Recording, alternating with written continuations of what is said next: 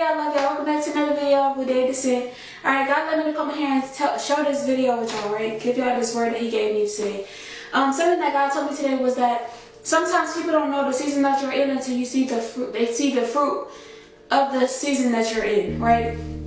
So put this into perspective. Sometimes like seasons change. When you think about fruit, sometimes fruits go through seasons. Like apples have a different season, bananas have a different season, berries have a different season, and just like those fruits, we have different seasons. In Ecclesiastes, in the book of Ecclesiastes, it says that there's a time and place for everything under the sun, for every activity under the sun. Ephesians chapter 3 verse 1, it says there is a time for everything and a season for every activity under the heavens, a time to be born and a time to die, a time to plant and a time to uproot, a time to kill and a time to heal, a time to tear down and a time to build up, a time to weep and a time to laugh, a time to mourn and a time to dance, a time to scatter stones and a time to gather them, a time to embrace and a time to refrain from embracing, a time to search and a time to give up, a time to keep and a time to throw away, a time to tear and a time to mend, a time to be silent and a time to speak,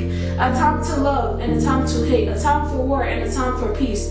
Amen. So every person on this planet Earth has a season for every activity that they're going through. Sometimes people go through a season of suffering. Sometimes people go through a season of just joy and peace and bliss. Sometimes people go through a season of them just sowing into the kingdom or sowing into their life or sowing into their children so they can reap a harvest for a later date. Amen. So sometimes people don't know that the season that you're in until they see the fruit of the season that you're in. That doesn't mean that you're not in the season. That just means that sometimes it's not evident to people. So you have to know what season that you're in so you can be fruitful in that season. Amen. God love y'all. I love y'all too. Bye.